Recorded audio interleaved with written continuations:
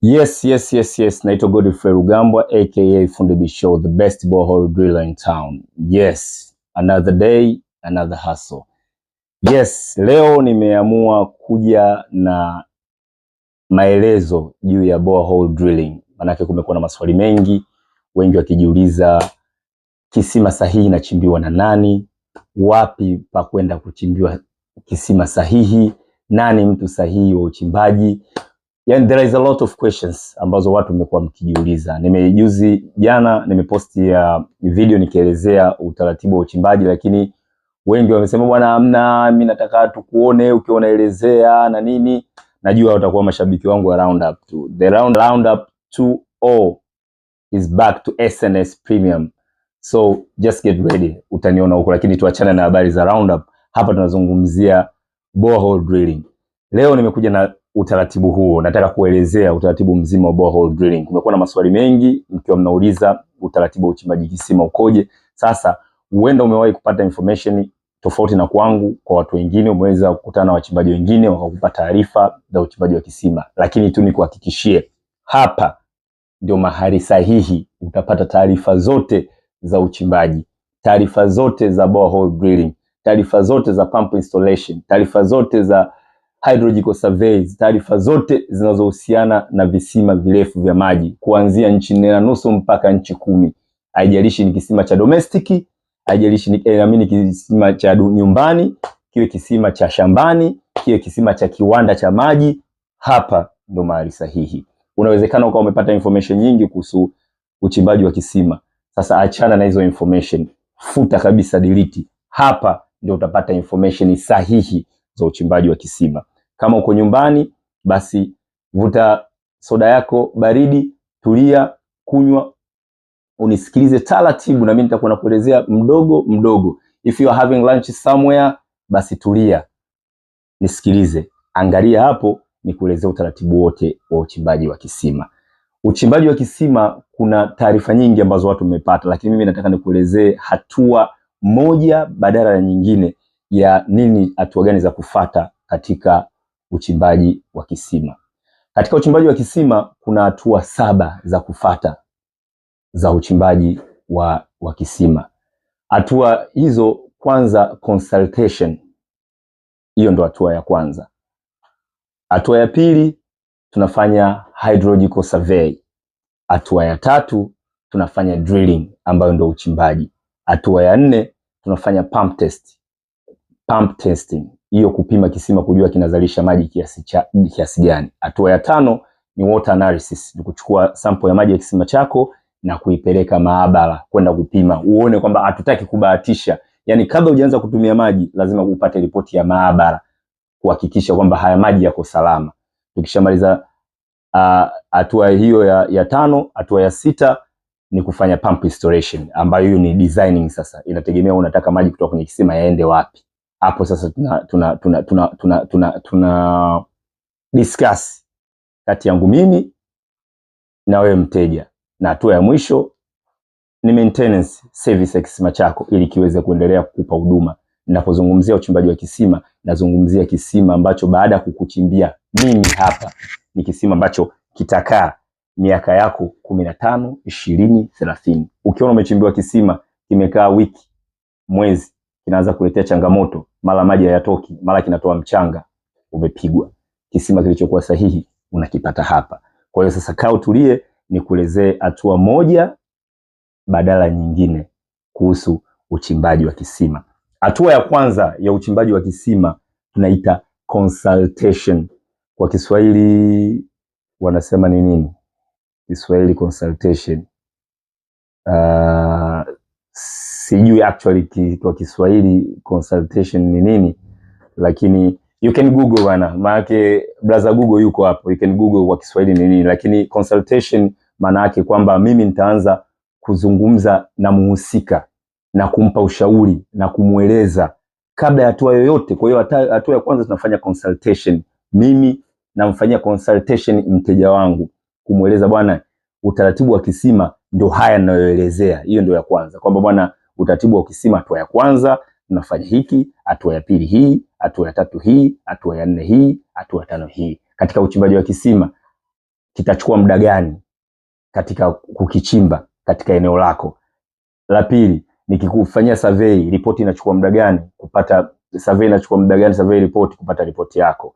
Tukimaliza hapo, nikifunga pump, tunafunga pump ya aina gani, gharama zake zikoje kwenye kisima chako. Nikishafanya survey, gharama zitazokuja, gharama zake zitakuwaje, ili nianze kukutengeneza kisaikolojia, kuona kwamba je, ili zoezi la uchimbaji naweza nikalianza sasa au nikalianza baadaye. Kwa sababu wakati mwingine mtu tu anakurupuka, anakuambia mteja anataka kuombea uchimbe kisima, umshauri ufanyeje, wewe unaanza tu tuanze kufanya survey au twende tukachimbe. Kwanza tunaanza na consultation. Nakaa na wewe, tunazungumza na kueleza taarifa zote na kueleza kitaalamu, na wewe utanieleza, bwana, mimi nahitaji kisima hiki kwa ajili ya domestic, nataka hiki kwa ajili ya umwagiliaji, nataka hiki kwa ajili ya kufungua kiwanda. Tukishashauriana, nitakwambia survey gharama zake kiasi fulani, nitakushauri kwa eneo lako kisima kikae upande gani, nitakushauri pampu gani ya kutumia, nitakwambia kwamba kisima chako kitachukua muda gani kuchimbwa katika eneo lako, nitakwambia survey inachukua muda gani, survey inafanyikaje. Then baada ya kuridhika na information zangu, then hatua ya pili inayofuata ni hydrological survey.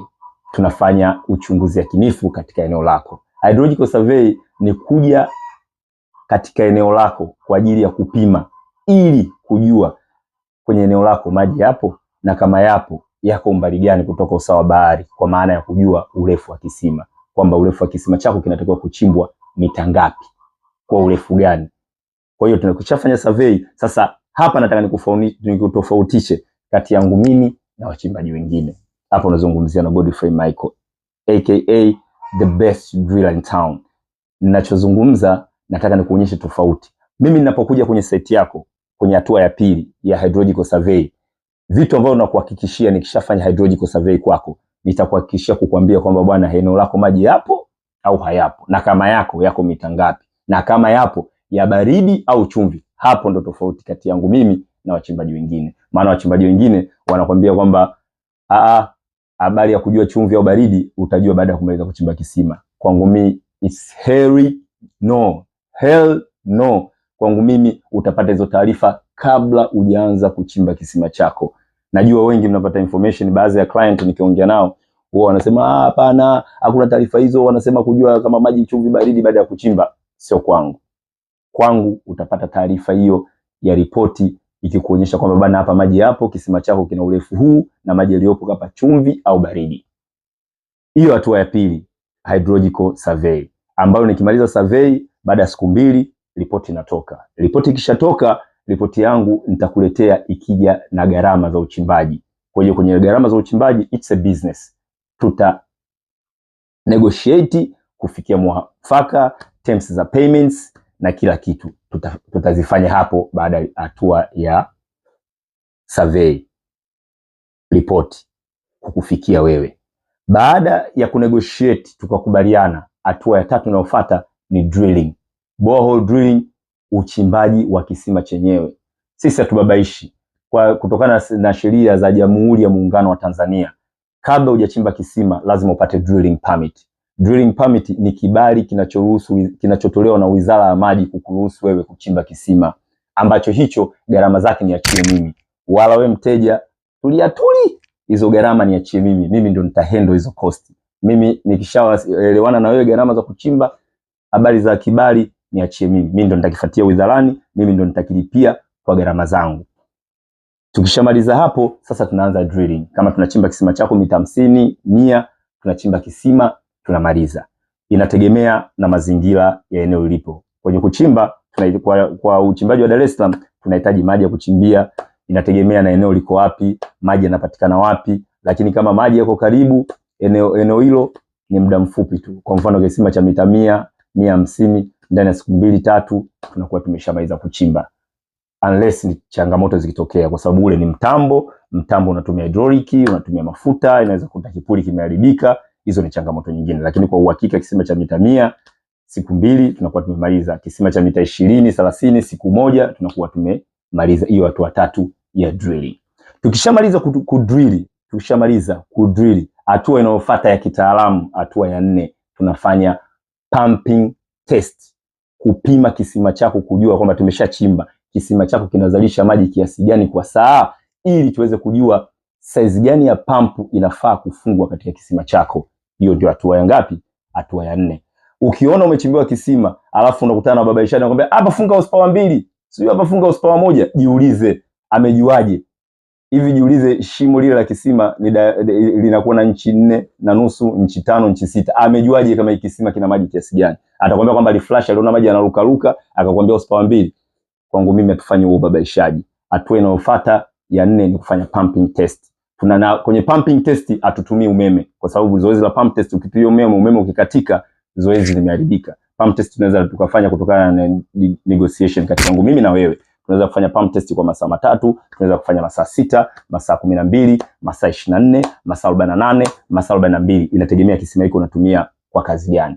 Pump test tunatumia generator. Tunakuja na pump tofauti, tunafunga kwenye kisima chako. Hizo pump nakuja nazo mimi, sio wewe, kwa ajili ya kukupimia kujua kisima chako kinazalisha maji gani kwa saa, ili kusudi na wewe upange matumizi ya kisima chako. Kama unamwagilia, unajua matenki yangu kama ni lita 10,000 yatajaa kwa muda huu, kama ni lita 5,000 nyumbani litajaa kwa muda huu. Baada ya kumaliza zoezi hilo, baada siku 1 au 2, ripoti inatoka. Ripoti itaonyesha urefu wa kisima chako, static water level, maji yanaanzia kutoka wapi, pump house ilikuwa wapi, dynamic water level. Sasa hivyo vitu ninavyokuelezea, static water level, draw down, dynamic, hivyo ni vitu vya kitaalamu, lakini ripoti itakuja kuonyesha kwamba kisima chako kina maji kiasi fulani, kinazalisha maji kiasi fulani kwa saa, kina urefu huu, pump inatakiwa kufungwa eneo hili. Kuna suppliers wakubwa, kwa mfano Davis and Shetleaf, the best supplier wa pump Tanzania kama East Africa, Kenya, Tanzania, Uganda, hao ndo the best suppliers. Hawa hawezi kusupply pump kama una pump test report. Hawabahatishi, kwa sababu pump yao wakikusupply wanakuhakikishia kukupa warranty ya miaka 2 au ni Davis. The only supplier ambaye atakupa warranty ya pump anapokusupply. Kwa hiyo ili asibahatishe kuhakikisha warranty yake miaka 2 inafanya kazi, basi anachokifanya hawezi kukusupply pump, lazima akupe pump test report. Na uzuri mimi ni mdau wa Davis and Shetleaf, na napata kazi nyingi hapo, kwa sababu mteja akienda pale anataka pump, anauliza umeshafanya pump test pump test kwenye kisima chako, pumping test? Anasema hapana. Ukisema hapana, hawakusupply pump. Nenda kafanye pump test, ukishamaliza lete ripoti, ukishaleta ripoti ndio wao wanakusupply pump. Kwa hiyo ukifanya pump test, hiyo ndio hatua ya 4. Unafanya pump test kujua kisima chako kinazalisha maji kiasi gani, ili tujue pump gani inatakiwa kufungwa hapo. Tukishamaliza hizo zoezi, tunaondoka na sample ya maji katika hilo zoezi. Maana hapo tutakuwa tumefanya pump test kama masaa 4 5, maji yako safi, tunaondoka na sample. Hatua ya 5 inaitwa water analysis. Tunachukua maji yako, tunapeleka maabara wizarani. Wizara ya maji ndio wadau wa shughuli hii. Tunaenda kupima. Yatakaa pale masaa 48 mpaka 72. Yakishamaliza pale, content zote zilizo kwenye maji watatoa ripoti kwamba bwana, haya maji yanafaa kwa matumizi 1 2 3. Kama ya maji yana chumvi, basi yafanywe treatment. Ripoti inatoka. Hiyo hatua ya 5. Ikishatoka hatua ya 5, hatua ya 6 inayofuata ni pump installation and designing.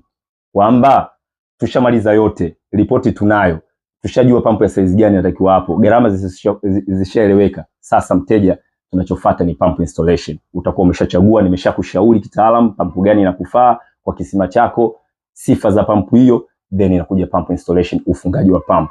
Kwa hiyo tunakuja kufunga pump kwenye kisima chako. Tukishafunga pump, tuna design kwamba maji yaende wapi, tenki lako, kisima kinazalisha maji kiasi gani, tenki lako litajaa kwa muda gani. Hizo taarifa zote utazipata hapa, na mtu mwenyewe atakayekufanyia hizo ni mimi mwenyewe, Godfrey.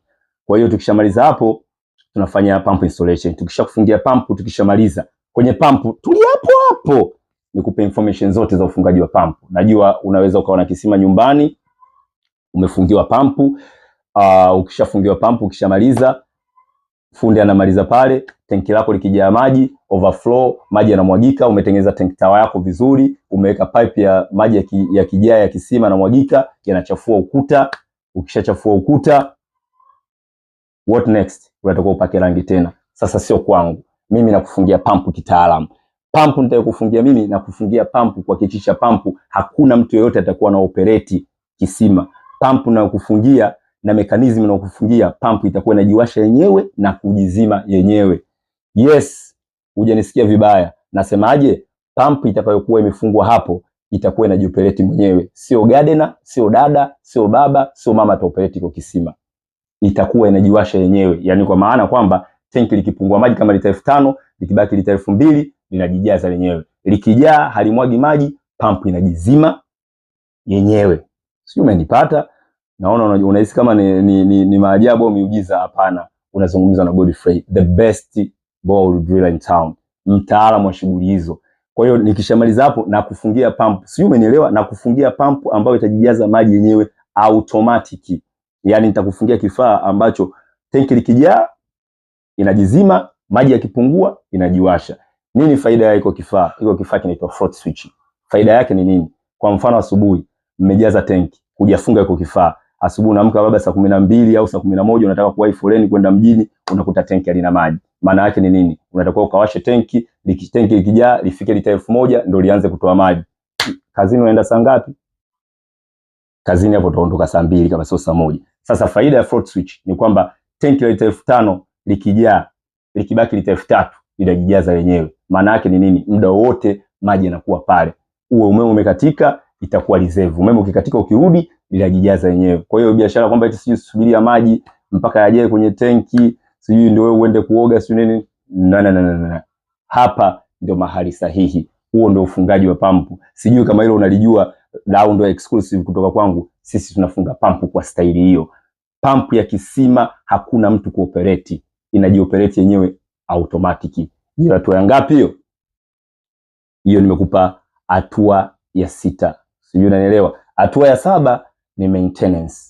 Kumekuwa na taarifa nyingi za watu kuhusu, wananiuliza hivi kisima kinafanywa service kwa muda gani? Kufanya service ya kisima kuna sababu nyingi za kufanya service ya kisima. Naona kuna watu wababaishaji. Kuna mteja mmoja alikuwa ananiambia fundi wake kila baada ya miezi mitatu anamwambia, bosi, kisima bwana tunataka kusafisha. Ukichimbiwa kisima na mimi, ukasafishiwa na mimi, ukafanywa pump test na mimi, ukafanywa pump installation na mimi, hakuna hizo janja. Kisima ukishamaliza maintenance, it depends. Je, kisima kinatoa harufu, maji machafu, kinajaza mchanga kwenye tanki? Hakuna hiyo kitu. Tulia, relax, endelea kutumia kisima chako wherever it takes. Ukisikia pump service lazima kuwe na sababu, sio how long does it takes. Unaangalia kama kisima chako, imagine una kisima chako kinatoa maji safi, hakuna shida yoyote, fundi anakupigia anakuambia, bosi, umefika mwezi tufanye service. Kuwe na sababu za msingi. Lakini ukitaka kisima kilicho kutulia, at least kwa mwaka mara moja unafanya service yako, ukishamaliza maisha yanaendelea. Sio service kila baada ya miezi mitatu limekuwa gari hilo, kila kilomita 250 imekuwa generator.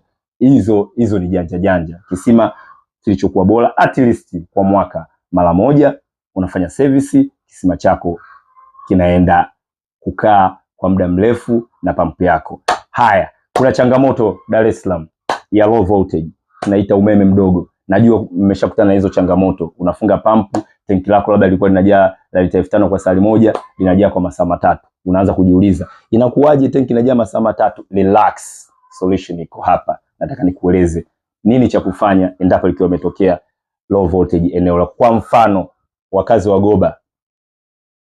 Huko eneo hilo asilimia kubwa na wateja wengi lina tatizo la low voltage. Sasa kukiwa na low voltage, maana yake pampu inakuwa inatembea sio speed yake, inatembea kwenye umeme mdogo. Maana yake hata life yake, maisha ya hiyo pampu ni madogo. Maana yake kama itakuwa ikae miaka 2-3, itakaa miezi 6 itaungua kwa sababu inatembea kwenye low voltage. Normal voltage ya pampu ya submersible pampu ni 220 voltage. Sasa ukikuta low voltage kuna umeme 180, 170, changamoto hiyo. Kuna kifaa kinaitwa stabilizer. Tunakufungia stabilizer. Stabilizer kazi yake is like a transformer ndogo tu. Kwamba stabilizer kazi yake ni kwamba ukiifunga, kama umeme mdogo inauongeza, unafika 220. Kama umeme umezidi 220 inaupunguza, inauacha 220. Kwa hiyo pampu yako inakuwa inatembea kwenye umeme ambao unahitajika. Kwa hiyo shida hiyo ya kwamba sijui low voltage sijui nini, na kufungia stabilizer ambao gharama yake kwa pampu hizi za single phase stabilizer ya watts 5000 inacheza kwenye 450 mpaka 500. Unafunga hapo, na nikuhakikishie kama una eneo lako nyumbani kwako au eneo lako lina low voltage, ukifunga stabilizer hiyo pampu ambayo kwa mwaka unabadilisha pampu 3, basi hiyo pampu inaweza ikakaa miaka 3, 4 mpaka 5. Sasa kama ulikuwa ujui kisima chako kila siku unabadilisha pampu, nitafute, ni DM, nipigie, nikutafutie hilo suluhisho. Kama tanki lako likijaa maji yanamwagika, dada yuko huko anafanya kazi au gardener, maji yanamwagika, unapoteza umeme, nitafute niweze kukufungia float switch kuondoa hilo tatizo. Una swali lolote, DM me, nipigie. Namba yangu 0713 64 44 40, utaikuta hapo chini. Una swali lingine? Kama una swali lolote nipigie, ni DM kwa changamoto zozote. Content sahihi za kuhusu uchimbaji wa kisima utazipata hapa. Follow page yangu, uweke notification, maana yake nitakuwa nakudondoshia content za kila siku. Kwa nini upate changamoto za kisima wakati mimi nipo expert na uzoefu wa shughuli hii zaidi ya miaka 15? Sasa kwa nini upate changamoto za kisima chako wakati mimi nipo kwa ajili ya shughuli hiyo? I hope nitakuwa nimemaliza kuwapa taarifa sahihi na information sahihi za borehole drilling. Kama una swali unaweza kutembelea page yangu na content nyingi ziko pale, lakini hii sasa ndio itakushibisha. Unaweza kushare na marafiki, unaweza kucomment, kuuliza chochote pale. I hope nitakuwa nimejibu maswali yote. Kwa hiyo kisima chochote, na kukumbusha kisima sahihi lazima ufate hatua 7. Consultation, hatua ya kwanza, ya pili hydrological survey, ya 3 drilling, ya 4 pump test, ya 5 water analysis, hatua ya 6 pump installation, hatua ya 7 maintenance. Hizo ndo hatua. Ukiona umechimba kisima hujafuata hizo hatua, umepigwa. La mwisho kusahau, kisima chochote, najua wateja wengi hapo ulipo una kisima chako, nikuuliza una ripoti yoyote ya kisima chako? Huna ripoti ya kisima kwa sababu hujafuata hizo hatua. Kisima chochote kilichokuwa bora lazima kiwe na tunahitaji completion report, lazima kuwe na pamphlet ya kisima hicho ambacho kitaonyesha kisima kimechimbwa lini, kimechimbwa na nani, kilianza lini, kimalizwa lini, kina urefu gani, kimewekwa plane ngapi, kimewekwa screen ngapi. Humo ndani kutakuwa na pump test report, kutakuwa na water report ya maabara itakuwa humo. Kwa hiyo maana yake ni nini? Faida hiyo report. Mimi nafanya hizo kazi, naweza leo nikawa sipo, naweza nikafa, naweza likatokea jambo lolote ukapoteza namba yangu, lakini ukiona report ile kisima chako kina changamoto, fundi yoyote atayekuja akikuuliza, akianza kuhoji maswali, bwana kisima kina urefu gani sijui nini, unatoa report unampa. Akishasoma zile report kwa fundi ambaye mtaalamu kama mimi, akisoma ile report akuhoji swali lolote, atakwambia bwana kuna changamoto 1 2 3, tufanye hiki na hiki na hiki. Ukiona una kisima halafu una report yote, haina pump test, haina water analysis report, haina ripoti ya maabara, haionyeshi kisima, urefu wa kisima haionyeshi mchoro, hivyo sio kisima, huo ni ubabaishaji. Kwa hiyo ukitaka kisima kilichokuwa sahihi, njoo hapa. I hope nitakuwa nimekujaza ripoti za kutosha na taarifa za kutosha. Kama una swali lolote, karibu. Naitwa Godfrey Rugambwa, Fundi Bisho aka the best borehole driller in town. Asanteni mpaka wakati mwingine. Ciao.